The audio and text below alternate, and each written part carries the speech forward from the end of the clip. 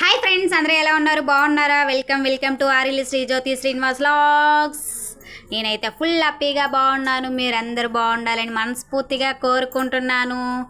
Please ఎవరైనా first time చూసినట్టయితే like చేయండి, అలాగే సబ్స్క్రైబ్ చేసుకోండి. ఫుల్ వీడియో అయితే స్కిప్ చేయకుండా చూసేయండి. ఇప్పుడు నేను చేయబోయే రెసిపీ ఏంటంటే కోడిగుడ్డు పులుసు. నా స్టైల్లో నేను ఎలా చేస్తానో మీకు ఇప్పుడు చేసి చూపిస్తాను. ఓకేనా? ప్రాసెస్ అయితే ఇప్పుడు నేను స్టార్ట్ చేస్తున్నాను. కోడిగుడ్లు అయితే ఫస్ట్ ఒక 3 కోడిగుడ్స్ ఎగ్స్ అయితే తీసుకున్నాను. 3 ఎగ్స్ బాయిల్ చేసుకున్నాను. బాగా చక్కగా బాయిల్ చేసుకోవాలి. బాయిల్ చేసుకునేటప్పుడు మనం కొంచెం ఉప్పు అయితే వేసేసుకోవాలి, తొందరగా ఉడికిపోతాయి. అలాగేనా ఉడికిందా లేదని మీకు ఎలా తెలుసుకుందంటే ఎగ్ అంటే పగుళ్ళు వస్తుంది. పగులు వచ్చిందంటే ఎగ్ ఉడికిపోయినట్టేని. ఇప్పుడు ఎగ్స్ అయితే నేను తోలు చేశాను. తోలు చేసి ఇప్పుడైతే నేను ప్యాన్ పెట్టుకున్నాను కదా, ప్యాన్లో ఆయిల్ వేసుకున్నాను. ఆయిల్ వేసుకొని హీట్ అయ్యేలోపు మనం చిన్న ప్రాసెస్ అయితే స్టార్ట్ చేస్తున్నాను. నేను కోడిగుడ్డు పెంకుతో, ఇది ఒక చిన్న చిట్కా అండి, మీరు ఫాలో చేయండి. చాలామంది స్పూన్ తీసుకుంటారు, స్పోక్ తీసుకుంటారు, లేక చాక్ తీసుకుంటారు.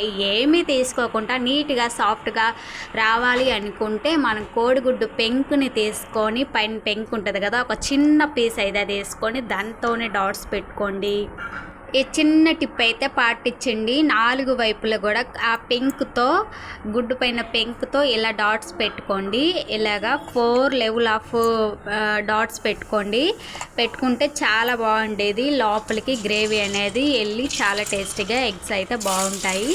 ఇప్పుడైతే నేను ఆయిల్ వేసుకున్నాను కదా, ఆయిల్లో కొంచెం పసుపు అయితే వేసేసుకున్నాను. ఎగ్స్ అయితే ఇలా ఫ్రై చేస్తున్నాను నేను. ఎగ్స్ అయితే ఇలా డాట్స్ పెట్టుకొని మనం అయితే ఫ్రై చేసేసుకుంటున్నామండి. ఇప్పుడు ఆయిల్లో ఫ్రై చేస్తే చాలా బాగుండేది. లైట్ గోల్డెన్ కలర్ వస్తే ఎగ్స్ అయితే చిన్నపిల్లలు చాలా ఇష్టంగా తింటారండి.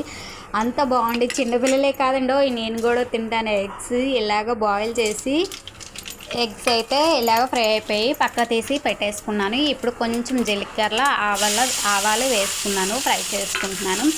అలాగే నేను ఒక 2 పచ్చిమిరపకాయలు తీసుకున్నాను, అలాగే ఆనియన్ కూడా తీసుకున్నాను. ఫ్రై చేస్తున్నాను. ఇవి లైట్ గోల్డెన్ కలర్ వచ్చేంత వరకు మనం ఫ్రై చేస్తూ ఉండాలి.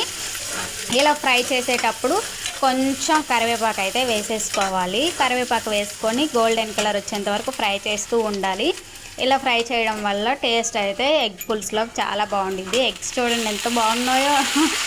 అయితే తర్వాత నెక్స్ట్ మనం ప్రాసెస్ ఏంటంటే ఆ టమాటో ముక్స్ చిన్న పీసెస్గా అయితే కట్ చేసుకొని పెట్టుకున్నాం కదా, ఈ టమాటో పీసెస్ అయితే అందులో వేసేసుకొని కొంతసేపు మూత అయితే పెట్టేసుకోవాలి. మరికొన్ని టమాటా ముక్కలు అయితే మనం మిక్సీ జార్లో అయితే వేసేసుకున్నాను. మిక్సీ జార్లో వేసేసుకొని మిక్సీ అయితే పెట్టేసుకోవాలి. ఇప్పుడు ఓపెన్ చేసి చూద్దాము గ్రేవీ ఎలా ఉందా, ఫ్రై అయిందా లేదా అని చూశాను.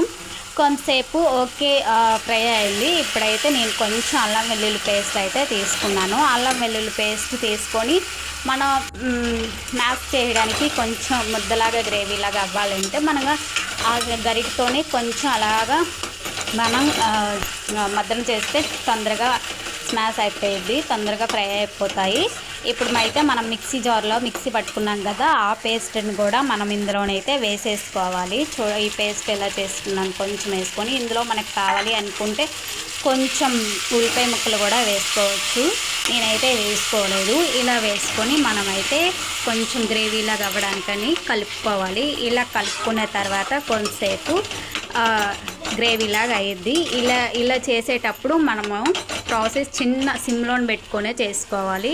హైలో అయితే పెట్టుకోకూడదు, సిమ్లో పెట్టుకొని మనం చేసుకోవాలి. ఇలా చేసుకున్న తర్వాత కొంతసేపు చూడండి ఇలా ఉందో, గ్రేవీ కొంచెం లైట్ ముద్దగా అయిపోయింది కదా. ఇప్పుడైతే మనమైతే కొంచెం మనకి సరిపడినంత కారం అయితే వేసేసుకోవాలి. నేను ఆల్రెడీ పచ్చిమిరపకాయలు వేసాను కానీ అందుకోసం నాకు సరిపడేంత కారం అయితే వేసేసుకున్నాను. అలాగే కొంచెం సాల్ట్ కూడా వేసేసుకొని బాగా కలుపుకోవాలి. సిమ్లో పెట్టుకొని మనం అంతా ప్రాసెస్ అంతా చేసుకోవాలి. హైలో అయితే మాడిపోయేది కాబట్టి సిమ్లో పెట్టుకుని ప్రాసెస్ అయితే స్టార్ట్ పెట్టుకున్నాను. ఇప్పుడు కొంచెం గరం మసాలా అలాగే ధనియాల పౌడర్ 2 వేసానండి. 2 వేసేసి కొంచెం మనం కలుపుతూ ఉండాలి. వేసుకొని ఇలా స్మాష్ చేసుకోవాలి. కొద్దిసేపు స్మాష్ స్మాష్ చేసుకొని ఇలా స్మాష్ అయిపోయాక కొంతసేపు చూడండి ఎలా పేస్ట్ లాగా ముద్దలాగా అయింది కదా, ఇలా స్మాష్ చేసుకోవాలి. స్మాష్ చేసుకున్న తర్వాత సిమ్లోనే పెట్టుకొని మనం ఇచ్చేసుకోవాలి. ఇప్పుడైతే కొంచెం వాటర్ అయితే వేసుకోవాలి. చాలామంది ఇందులో చింతపండు పులుసు కూడా వేసుకుంటారు, ఎగ్ పులుసు కదా, చింతపండు పులుసు కూడా వేసుకుంటారు. నేనైతే చింతపండు పులుసుని అయితే వేసుకోలేదు. క్వాంటిటీ బట్టి మనం వేసుకోవచ్చు. టమాటోస్ లేకపోతే చింతపండు పులుసుని కూడా యూస్ చేసుకోవచ్చు.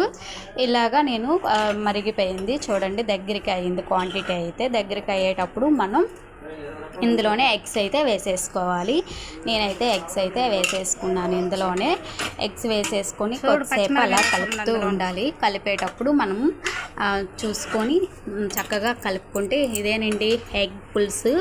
ఇలా చేసుకుంటే చాలా సింపుల్గా, టేస్టీగా, ఎమ్మీగా చాలా బాగుండిద్ది. రైస్లోకి అయితే నేను ఎప్పుడు చేస్తున్నా ఇలాగే చేస్తాను. మీకు నచ్చినట్టయితే మీరు కూడా ఇలా ఈ ప్రాసెస్ అయితే స్టార్ట్ చేయండి. చాలా బాగుండిద్ది ఎగ్ పులుసు అయితే. నాకైతే చాలా ఇష్టం, చాలా బాగుంది, చాలా టేస్టీగా కూడా ఉందండి. మీలో ఎవరెవరికి ఇష్టం కామెంట్ సెక్షన్లో అయితే కామెంట్ చేయండి. ఎగ్ పుల్స్ అంతేనండి. లాస్ట్లో కొంచెం కొత్తిమీర వేసి ఇలాగా బౌల్లోకి అయితే తీసేసుకున్నాను. మీకు నచ్చినట్టయితే ప్లీజ్ లైక్ అండ్ సబ్స్క్రైబ్ చేసుకోండి. Ready egg puffs. ఓకేనా? బాయ్ ఫ్రెండ్స్ అందరికీ. Please subscribe, likes. Thank you.